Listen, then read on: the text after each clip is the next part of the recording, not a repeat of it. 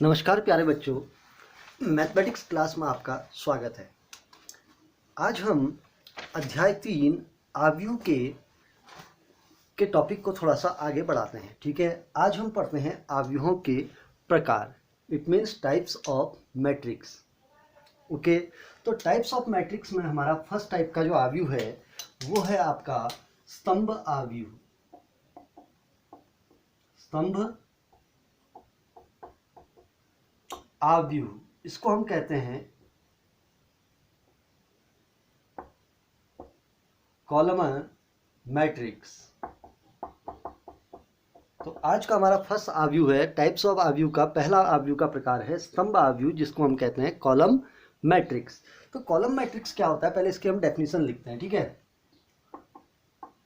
स्तंभ आव्यूह वह आव्यूह होगा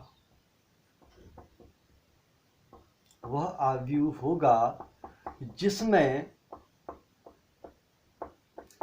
केवल एक स्तंभ हो।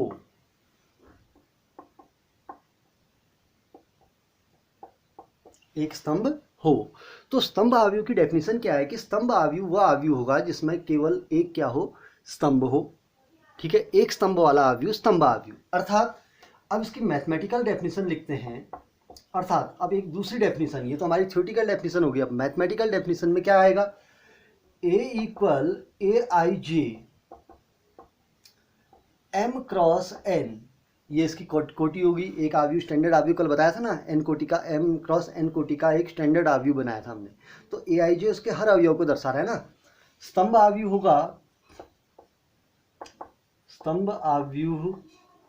होगा जब n इक्वल क्या हो जाए 1। इट मीन्स जो हमारा नंबर ऑफ, देखो m क्या होंगे, a इक्वल ए आई जे आव्यूह, इसकी कोटि क्या है, m क्रॉस n है। तो इसमें m क्या होंगे, पंक्ति होगी, और n क्या होंगे, स्तंभ। तो इसका मतलब पंक्ति की संख्या m ही रहेगी, बट जो स्तंभ का नंबर n है उसकी वैल्यू कितनी हो जाएगी, 1 फिक्स होगी जब n इक्वल क्या हो, 1 हो। अगर इसका हम एग्जाम्पल बनाएंगे तो एग्जाम्पल क्या बनेगा, फॉर एग्जाम्पल मैंने ये बनाया 2। इस आव्यूह का जो ऑर्डर है वो क्या है, 1 क्रॉस 1 है। एक आव्यूह और लेते हैं 1 2, इसका ऑर्डर क्या हो गया, 2 क्रॉस 1। एक थर्ड आव्यूह और लेते हैं -1 0 1, इसका ऑर्डर क्या हो गया, 3 क्रॉस 1। तो ये हमारा, ये तीनों के तीनों आव्यूह हमारे किसके एग्जाम्पल हैं, स्तंभ आव्यूह के एग्जाम्पल हैं। क्यों, क्योंकि इनमें m क्रॉस n 1 क्रॉस 1, इसका मतलब एक पंक्ति एक स्तंभ। स्तंभ कितना है, एक है। इसमें दो पंक्ति एक स्तंभ। स्तंभ कितना है, एक है। इसमें तीन पंक्ति एक स्तंभ। स्तंभ कितना है, एक है। तो इसका मतलब अगर ऐसे आव्यूह में जिसमें एक स्तंभ हो, ऐसा आव्यूह क्या कहलाएगा, हमारा कॉलम मैट्रिक कहलाएगा, अर्थात स्तंभ आव्यूह। Clear, okay. Now I take second type of matrix. Okay, इसको आप नोट भी करते रहेंगे, बहुत इंपॉर्टेंट है ये। सेकेंड है पंक्ति आव्यूह। कौन सा आव्यूह है, पंक्ति आव्यूह। इसको हम कहते हैं रो मैट्रिक्स।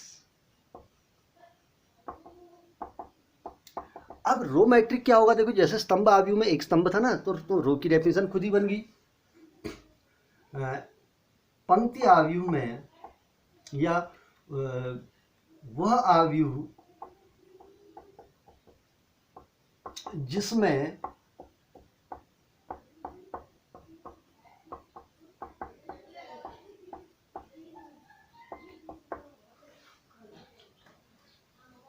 तो डेफिनेशन क्या बनी इसकी, वह आव्यूह जिसमें एक पंक्ति हो।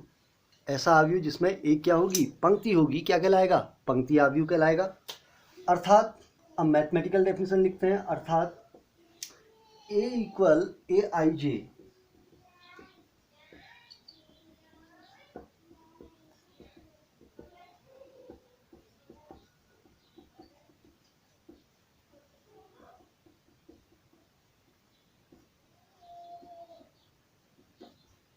ये हमारी इसकी डेफिनेशन कंप्लीट हो गई। तो देखिए डेफिनेशन क्या कह रहा है कि वह आव्यूह जिसमें हमारी क्या हो, एक पंक्ति हो। अर्थात पंक्ति का नंबर कितना होगा, 1 होगा। अर्थात ए i j m cross N एक पंक्ति आव्यूह होगा कब, जब m की वैल्यू कितनी हो जाएगी 1। तो m हमारा फिक्स हो जाएगा, m की वैल्यू कितनी आएगी 1 आएगी। m की वैल्यू अगर 1 हो गई तो ऐसा आव्यूह हमारा क्या बन जाएगा, एक पंक्ति आव्यूह बन जाएगा। क्लियर है। तो पंक्ति आव्यूह में m की वैल्यू हमेशा क्या होगी 1। अर्थात ऐसे आव्यूह में अगर लिखूं a इक्वल ए आई जे, देखो ध्यान से 1 क्रॉस n, इसका ऑर्डर हमेशा क्या होगा 1 क्रॉस n के फॉर्म में होगा। n जो होगा वो चेंज हो सकता है, लेकिन जो m है उसका वैल्यू हमेशा कितना होगा 1 ही रहेगा। ठीक है। अब इसके एग्जांपल में आएंगे।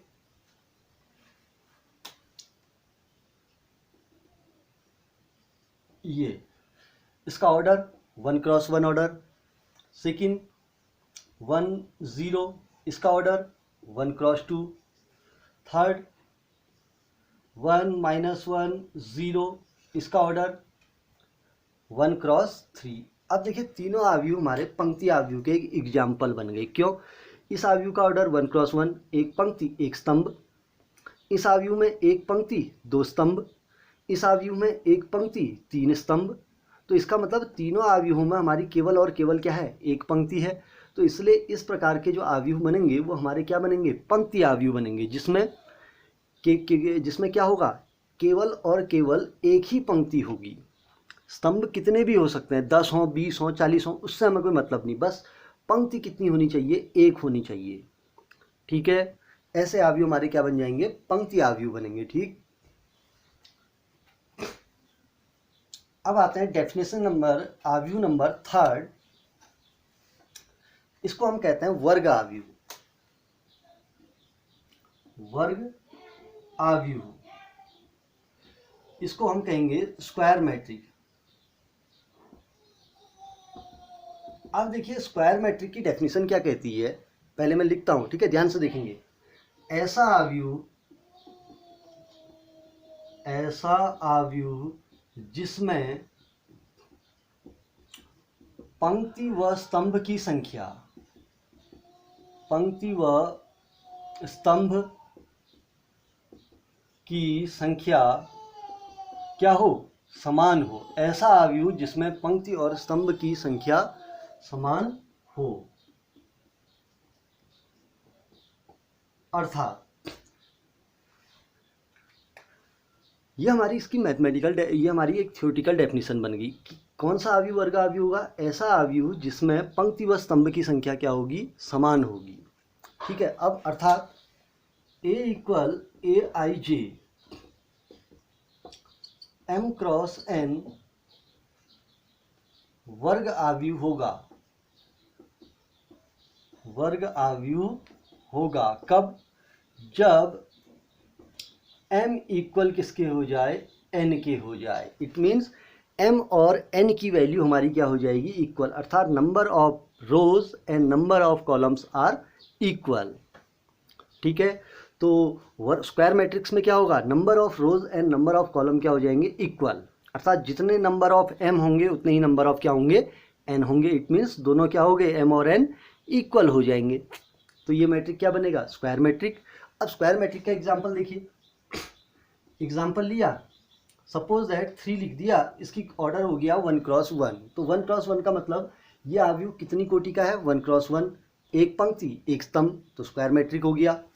फिर देखिए 1 0 2 1। अब देखिए कितनी पंक्ति है, एक पंक्ति दो पंक्ति, कॉलम कितने हैं, एक कॉलम दो कॉलम, तो इसका ऑर्डर क्या हो गया, 2 क्रॉस 2 हो गया। तो ये हमारे कितने ऑर्डर का है, 2 क्रॉस 2 ऑर्डर का स्क्वायर मैट्रिक है। फिर देखते हैं एक और लेके, -1 0 1 2 3 4, -4 -2 0। अब देखिए इसमें कितनी पंक्ति हैं, 1 2 3 पंक्ति हैं, 1 2 3 कॉलम है, तो इसका ऑर्डर क्या हो गया, 3 क्रॉस 3। तो ये हमारे कितने ऑर्डर का स्क्वायर मैट्रिक हो गया, 3 गुणा 3 ऑर्डर का एक स्क्वायर मैट्रिक हो गया। इसका मतलब number of rows and number of column दोनों में क्या है, तीनों आव्यूहों में इक्वल हैं। तो यही हमारे वर्ग आव्यूह की क्या है, डेफिनेशन है। ठीक है। अब इसमें एक चीज़, मेन चीज़ ख्याल करनी है कि स्क्वायर मैट्रिक का जब हम कहीं पर लिखेंगे, ठीक है, अब देखो 2 गुणा 2 लिखा, 1 गुणा 1 लिखा, 3 गुणा 3 लिखा, तो मैं इसको क्या कह सकता हूँ, जैसे ये आव्यूह है तो इसको 2 गुणा 2 नहीं कहा, इसको सीधे मैं क्या कह दूंगा, 2 कोटि का कह दूंगा। 2 कोटि का क्या हो गया, ये वर्ग आव्यूह, 2 कोटि का वर्ग आव्यूह हुआ। ये कितनी कोटि का हुआ, ये 3 कोटि का वर्ग आव्यूह हो गया। अब देखेंगे, आप कहेंगे कि होने को तो इसकी कोटि 2 क्रॉस 2 कही थी हमसे, लेकिन ऐसा होता है अगर मैंने खाली 2 कोटि लिखा है तो इसका मतलब 2 का मतलब पंक्ति भी 2 है, स्तंभ भी क्या है 2, तो 2 क्रॉस 2। अब देखो शॉर्ट में हम इसको ऐसा लिख सकते हैं, 2 कोटि का वर्ग आव्यूह। शॉर्ट में 2 क्रॉस 2 को हम क्या लिख देंगे, 2 कोटि कह देंगे। अब 2 कोटि लिखते ये समझ जाना है कि इसका मतलब पंक्ति भी 2 है और स्तंभ भी कितने हैं 2। अगर कहीं पर लिखा है 3 कोटि का वर्ग आव्यूह, तो 3 कोटि का वर्ग आव्यूह का मतलब उसमें 3 ही पंक्ति होंगी और 3 ही क्या होंगे, स्तंभ होंगे। तो क्लियर। इसलिए वर्ग आव्यूह को लिखने का तरीका है कि इस आव्यूह को हम 2 गुणा 2 कोटि की जगह पर हम क्या लिख सकते हैं, 2 गुणा 2 कोटि न लिख के सीधे सीधे 2 कोटि भी कह सकते हैं। इसको 3 गुणा 3 कोटि न लिख के 3 कोटि भी लिख सकते हैं। ठीक है, वो आपकी इच्छा है कि 2 गुणा 2 लिखो या 2 कोटि लिखो, बात एक ही है। बस होगा क्या कि इसमें पंक्ति और स्तंभ की संख्या आपस में क्या रहेगी, समान रहेगी। ठीक है,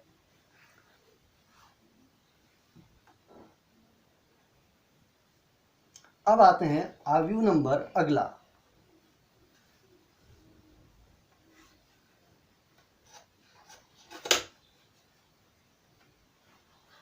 ये है हमारा वर्ग के बाद आते हैं विकर्ण आव्यूह नंबर चौथा।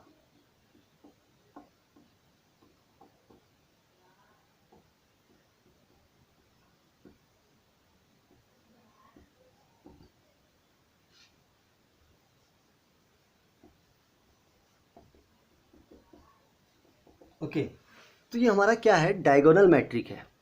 कैसा मैट्रिक है, डायगोनल मैट्रिक। तो पहले मैं इसकी डेफिनेशन लिखता हूँ, फिर इसको समझाता हूँ और ध्यान से समझना, इसको बहुत इंपॉर्टेंट है विकर्ण आव्यूह। ठीक है, विकर्ण आव्यूह, पहले इसकी डेफिनेशन लिख रहे हैं। ठीक है,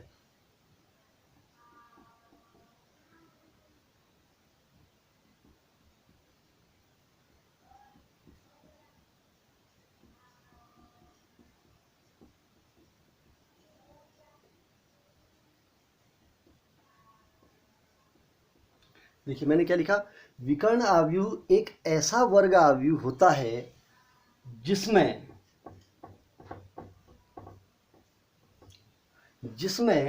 विकर्ण के अवयवों के अतिरिक्त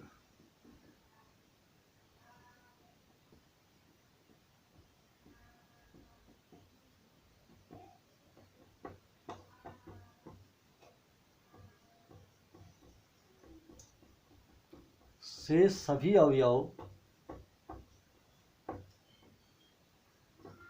शून्य हो। देखिए डेफिनेशन क्या बनी कि विकर्ण आव्यूह एक ऐसा वर्ग आव्यूह होता है जिसमें विकर्ण के अवयवों के अतिरिक्त से सभी अवयव क्या होते हैं, शून्य होते हैं। ये इस विकर्ण आव्यूह की एक डेफिनेशन है।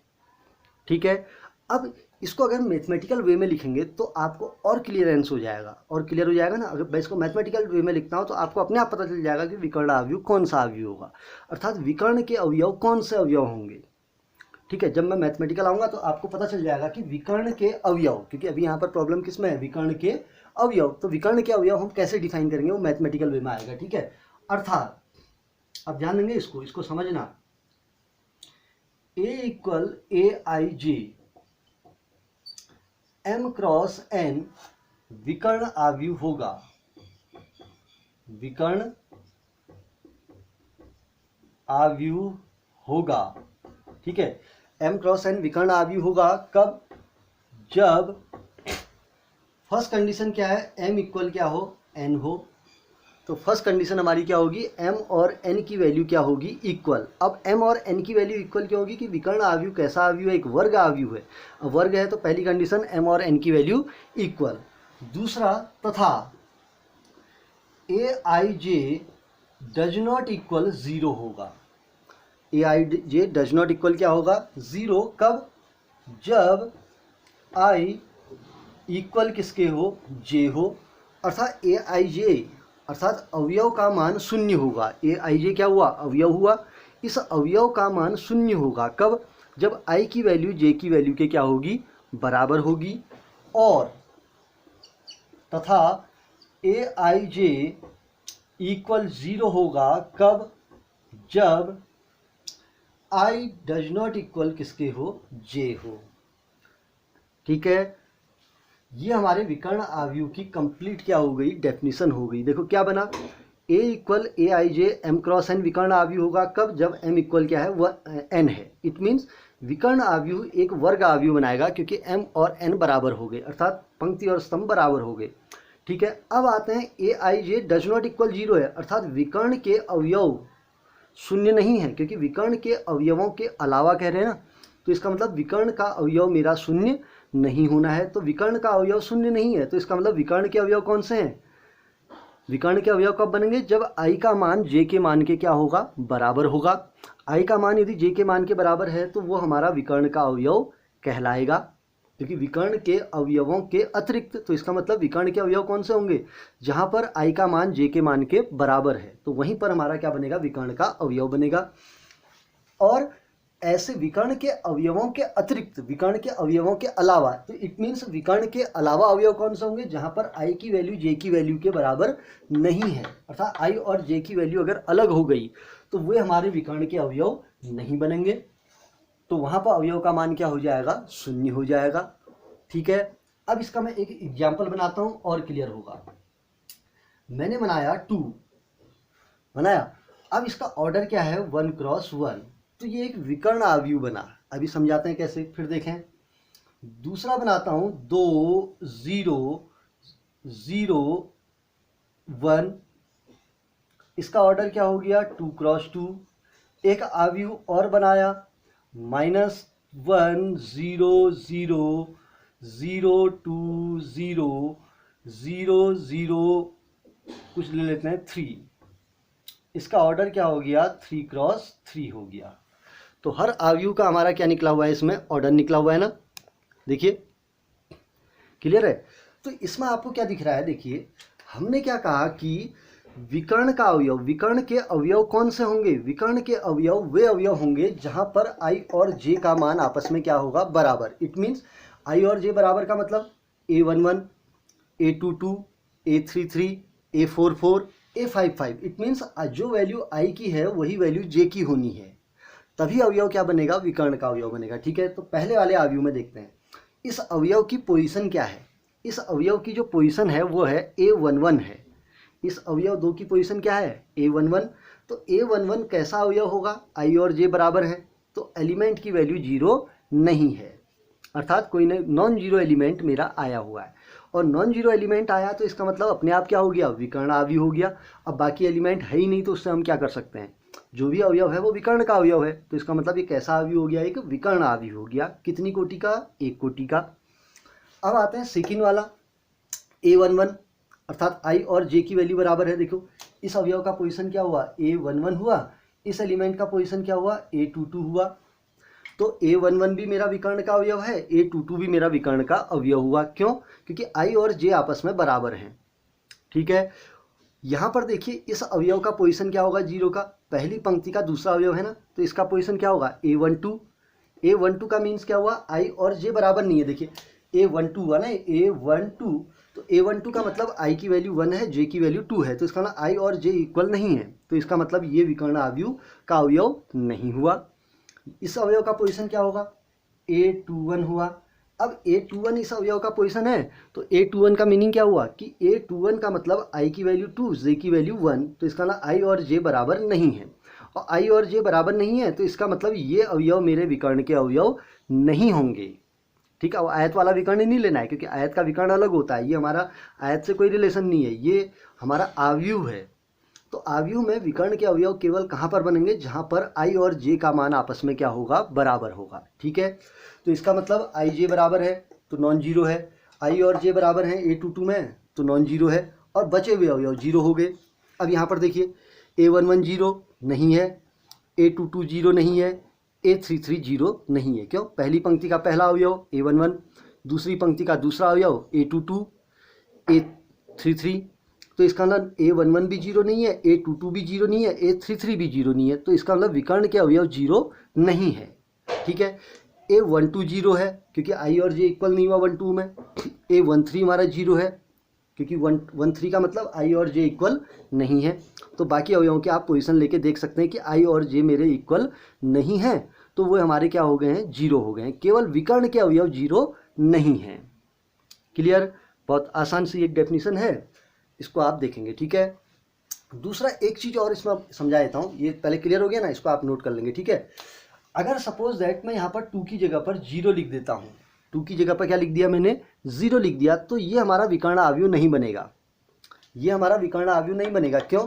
क्योंकि विकर्ण के अवयवों के अतिरिक्त, क्योंकि इसका मतलब विकर्ण के अवयव 0 नहीं होने हैं, तो यहाँ पर तो मेरा एक विकर्ण का अवयव 0 आ गया, A22 0 आ गया ना, तो इसलिए ये विकर्ण अवयव नहीं बनेगा। विकर्ण अवयव बनने के लिए इस 0 को नॉन जीरो एलिमेंट होना है, कोई सा भी एक नॉन जीरो एलिमेंट यहाँ पर होगा, तो ये हमारा क्या बन गया, विकर्ण अवयव बन गया। तो क्लियर हो गया, तो इसको आप नोट कर लेंगे। ठीक है, चलिए अगला आते हैं पांचवा अवयव। इनको ढंग से थोड़ा नोट करेंगे, डेफिनेशन को, मैथमेटिकल डेफिनेशन भी और थ्योरेटिकल डेफिनेशन भी। ठीक है, और एग्जाम्पलों को भी समझें एक बार। ठीक, अगला आते हैं अदिश अवयव।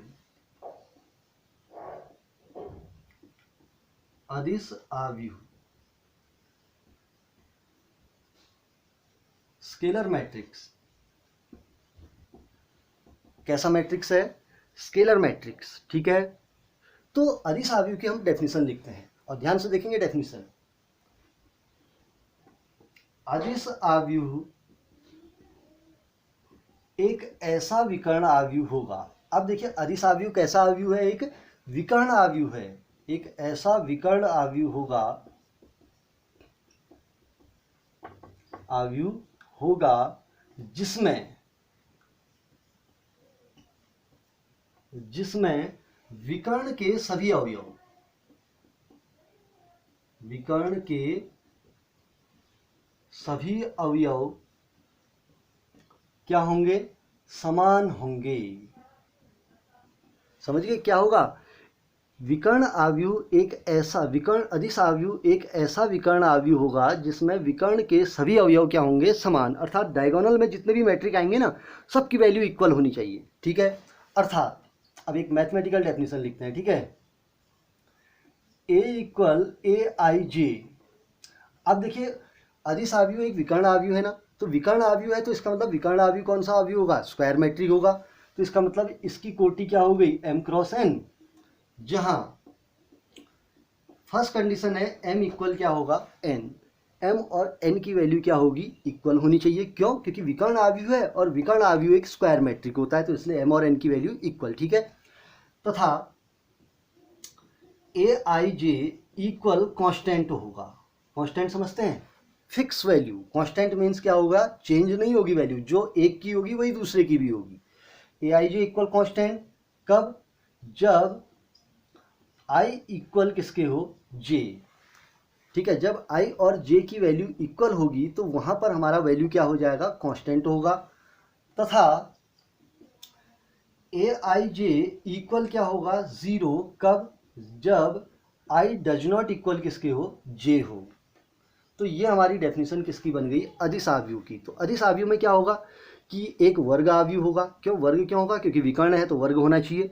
दूसरा, विकर्ण के अवयव कब बनते हैं, जब I और J की वैल्यू समान हो, तो वो अवयव क्या बनेगा, विकर्ण का अवयव बनेगा, और उसकी वैल्यू क्या हो जाएगी, आपकी कांस्टेंट। कांस्टेंट का मतलब फिक्स हो जाएगी। और ऐसे अवयव जो विकर्ण के अवयव नहीं है, विकर्ण के अवयव कौन से नहीं होंगे, जहां पर I और J की वैल्यू इक्वल नहीं है, तो वो अवयव हमारे विकर्ण के अवयव नहीं होंगे।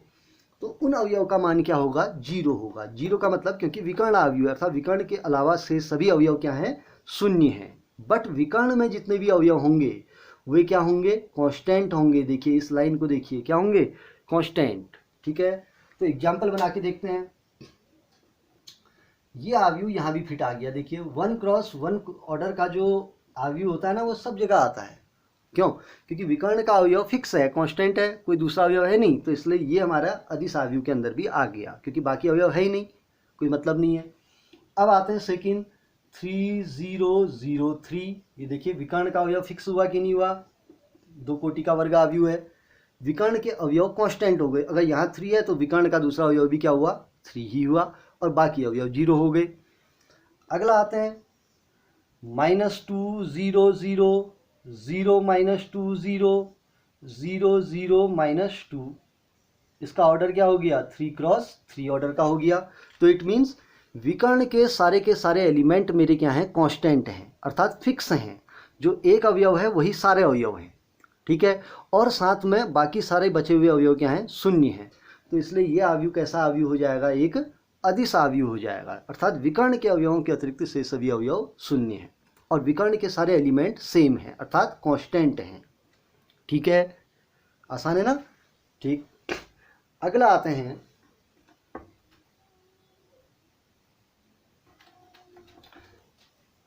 इनको थोड़ा ढंग से नोट करिए, ठीक है, क्योंकि डेफिनेशन भी है और इन पर बहुत शॉर्ट क्वेश्चन भी आपके बनते हैं, ठीक है। तो अब आते हैं पार्ट नंबर 6, बहुत इंपॉर्टेंट आ गया, तत्समक आव्यूह।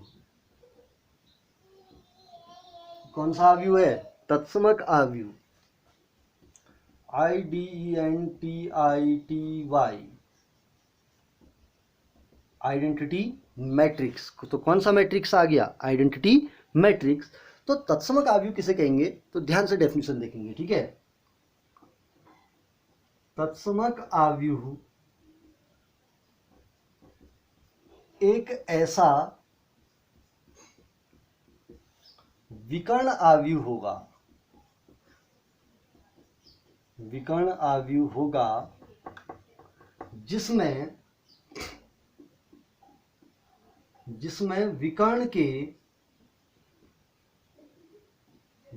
के सभी अवयव का मान क्या हो, 1 हो।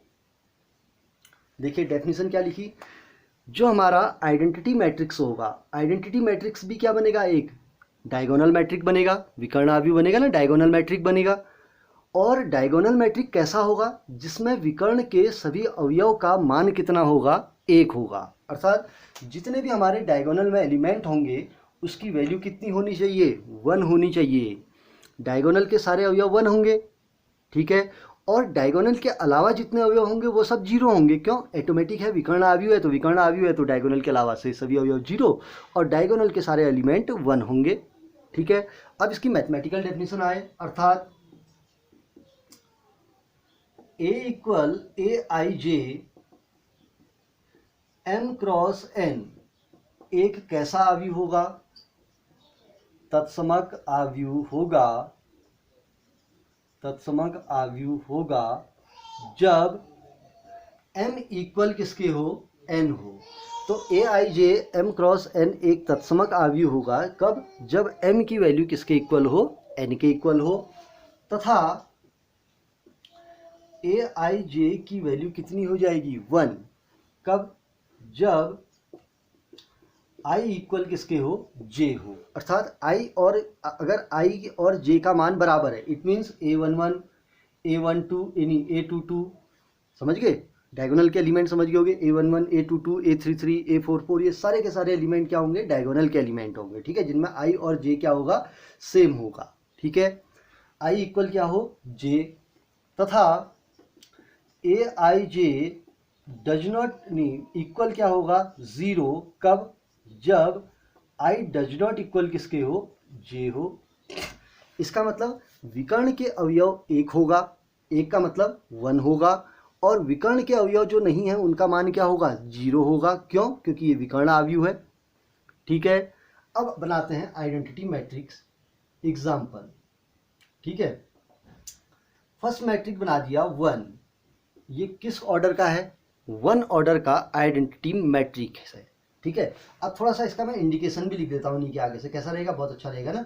I1, देखो आपको कहीं पर किताबों में मिलेगा I1 लिखा हुआ, तो I1 मीन्स क्या हुआ, एक कोटि का तत्समक आव्यूह है, इट मीन्स उसमें एक पंक्ति होगी और एक ही क्या होगा, स्तंभ होगा, क्योंकि तत्समक आव्यूह का इंडिकेशन क्या है, एक फिक्स इंडिकेशन दिया है, बाकी को तो आप ABCD लिख सकते हैं, बट तत्समक आव्यूह का इंडिकेशन क्या होगा, I। तत्समक आव्यूह का संकेत क्या है, I है, I से हम इसको इंडिकेट करते हैं, और I के पीछे यदि 1 लिखा है तो इसका मतलब उसका ऑर्डर कितना है, 1 है, अर्थात एक पंक्ति एक स्तंभ, ठीक है। अब 2 ऑर्डर का बनाते हैं, I2 इक्वल 1 0 0 1, देखिए डायगोनल के सारे एलिमेंट 1 हैं, बाकी एलिमेंट 0 हैं। तो ये किस ऑर्डर का है? 2 गुणा 2 कोटि का हमारा तत्समक आव्यूह है और उसका इंडिकेशन क्या है? I2 है, क्योंकि ये फिक्स हैं, इनको आप चेंज नहीं कर सकते हैं। ठीक है, I3 क्या हो गया? थर्ड आव्यूह बनाया। I3 का मतलब कितने ऑर्डर का है? 3 ऑर्डर का है। तो 1 0 0 0 1 0 0 0 1, तो ये इसका ऑर्डर कितना हो गया? 3 क्रॉस 3 इसका ऑर्डर हो गया। तो इसका मतलब इसमें 3 पंक्ति हैं, 3 स्तंभ हैं। विकर्ण के सारे एलिमेंट का मान कितना है? 1 है, बाकी अवयव क्या है? 0 हैं। तो इसका ऑर्डर कितना हुआ? 3 ऑर्डर का हुआ। ठीक है, ये 3 कोटि का एक तत्समक आव्यूह है। तो क्लियर? तो ये हमारे तत्समक आव्यूह भी हो चुका है। क्लियर? और ये फिक्स है, हाँ, इसको चेंज नहीं कर सकते हैं हम। आई, क्योंकि इसका इंडिकेशन आई है। कहीं पर भी किसी क्वेश्चन में आपको आई मिलेगा लिखा हुआ, तो इसका मतलब वो क्या है? आइडेंटिटी मैट्रिक है। और आई के पीछे से यदि नंबर लिखा है, I2 लिखा है, I3 लिखा है, I1 लिखा है, I2 लिखा है तो वो 2 कोटि का है, I3 लिखा है तो 3 कोटि का है, I4 लिखा है तो 4 कोटि का है। ठीक है, चलिए आप लास्ट आव्यूह आते हैं। टाइप्स ऑफ मैट्रिक के अंदर क्लास 11th में जो आप पढ़ेंगे, आपका एक लास्ट इंपोर्टेंट आव्यूह और बच गया, उसको भी हम पूरा कर लेते हैं। ठीक है, अभी तो हमारा है 7वां है शून्य आव्यूह। इसको हम कहते हैं जीरो मैट्रिक्स। क्या कहेंगे हम इसको? Zero matrix. ठीक है, अब डेफिनेशन लिखते हैं। शून्य आव्यूह वह आव्यूह होगा, शून्य आव्यूह वह आव्यूह होगा जिसके सभी अवयव का मान, जिसके सभी अवयव का मान कितना हो? 0 हो। बस ये इसकी एक बड़ी इंटरेस्टिंग डेफिनेशन है कि शून्य आव्यूह वह आव्यूह होगा जिसके सभी अवयव का मान क्या हो? 0 हो। ठीक है, अब शून्य आव्यूह में क्या होगा? देखो, अर्थात इसकी मैथमेटिकल डेफिनेशन भी लिख लेते हैं। A equal AIJ M cross N कैसा आव्यूह होगा? शून्य आव्यूह होगा जब I व J के प्रत्येक मान पर AIJ इक्वल क्या हो? 0 हो। बस फिनिश आपकी डेफिनेशन। तो जीरो मैट्रिक्स में क्या होगा कि प्रत्येक अवयव शून्य है, इसका मतलब I और J की कोई भी वैल्यू हो, उसके सारे के सारे एलिमेंट की वैल्यू कितनी होनी चाहिए? 0 होनी चाहिए। तो आपका कैसा मैट्रिक्स हो जाएगा? Zero matrix. जीरो के अलावा कोई अन्य एलिमेंट नहीं होगा, सारे के सारे एलिमेंट 0। ठीक है, और दूसरी चीज कि जो जीरो मैट्रिक होगा उसका ऑर्डर कुछ भी हो सकता है, कोई भी ऑर्डर का हो सकता है, स्क्वायर मैट्रिक होना जरूरी नहीं है, किसी भी ऑर्डर में हो, बट कंडीशन क्या है कि सारे एलिमेंट क्या होंगे? 0 होंगे। अब एग्जाम्पल बनाते हैं। ये लीजिए 0 1 क्रॉस 1 ऑर्डर का, ये 0 0 क्या ऑर्डर है? 1 क्रॉस 2 ऑर्डर का, 0 0 0 0 0 0 किस ऑर्डर का? 2 क्रॉस 3 ऑर्डर का हो गया, सारे अवयव 0 हैं। अगला एक बना के दिखाते हैं। 0 0 0 0 किस ऑर्डर का है? 2 क्रॉस 2 का है नहीं? सारे एलिमेंट 0 होने चाहिए। उसका ऑर्डर क्या है ये हमारे लिए इम्पोर्टेंट नहीं है, बट क्या इम्पोर्टेंट है कि सारे एलिमेंट का 0 होना क्या है? इम्पोर्टेंट है। ठीक है, क्लियर? अब एक चीज इंडिकेशन है, इसे O से निरूपित करते हैं, अर्थात इसका इंडिकेशन कैसे होता है? O से। कहीं पर भी अगर आव्यूह में आपको O लिखा हुआ है, 0 नहीं है, ये क्या है? O, अंग्रेजी का O। अब आप कहें तो अपने हिसाब से 0 पढ़ लें, बट इसका इंडिकेशन किससे होता है? O से निरूपित करता है। अर्थात जीरो मैट्रिक को किससे इंडिकेट करेंगे? कहीं पर O अगर लिखा है तो इसका इंडिकेशन क्या हुआ? वो जीरो मैट्रिक्स है। ठीक है, तो ये हमारे कितने टाइप के आव्यूह हो गए? टाइप्स ऑफ मैट्रिक में हमारे 7 टाइप के हमारे मैट्रिक्स आज हमने कंप्लीट कर लिए हैं। तो इन सारे मैट्रिकों को विद डेफिनेशन विद एग्जाम्पल आपने नोट करना है, बहुत अधिक इंपॉर्टेंट है। और इस पर आपके ऑप्शनल क्वेश्चन भी बहुत बनते हैं और एक्सरसाइज के क्वेश्चनों में भी आपके बहुत अधिक इंपॉर्टेंट काम आने वाला है। ठीक है, तो इसको आप एक बार ढंग से पढ़ेंगे और सबको 1 बाय 1 नोट करना है। With example. ठीक है, ठीक।